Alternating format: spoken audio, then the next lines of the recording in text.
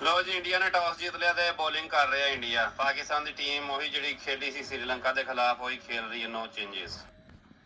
Match तो पता नहीं शो है कि नहीं है। लगता डर है कि फिक्स ना कर लेना यार। डर पै जाने फिक्स ना कर लो। आकाश हो गया पेपर पार्टी का जो चेयरमैन बनाया इन्होंने ते पता को नहीं ये पुत्र हटा तो विक जाते ना तो पता ही जे तो मैच फिक्स ना आया तो फिर तो शायद मैच देखने मजा आए यार। स्पिनर्स नहीं है खेल सकते। कितने बगैरत मनूस है चंगे पले खेडते पे ने ऐसे नाम मुराद ने कोई चा नहीं चलिया।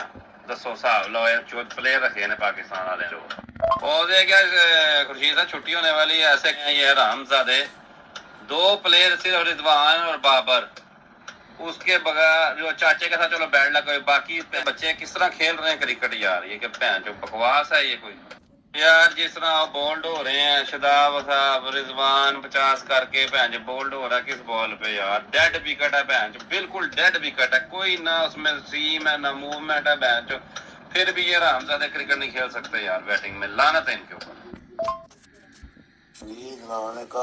यार मैं चंगा भला खुशगवार मूड उठिया का स्टिकर वेख्या कि मैच आ रहा अज ना तो मैच ला लिया तो बोले अज फिर मूत गए ने एडा मूड यार इन्हों सारा मूड खराब हो गया मैं जिन्ना इन्होंने नजायज हराम माल करता इन्होंने कितने सुकून मिल सकता कभी भी नहीं। उन्हें रपीए दे सानू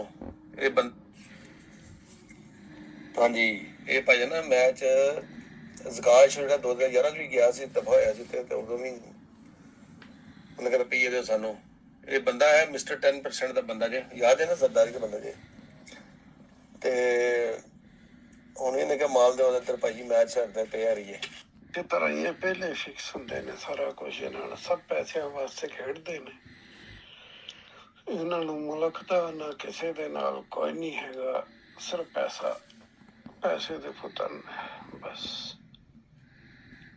सानू जी जी भट्टी साहब बिल्कुल इसी तरह ही है कोई दो राय नहीं बिल्कुल इसी तरह ही है। मनूस दे बच्चे पैसे दे मगर ही मरते ने की करे फिर बंदा। शौक है सानू पाकिस्तान इंडिया के मैच का ही होंगे बस होर तो कोई नहीं। हरामजादे हमेशा मायूस करते हैं।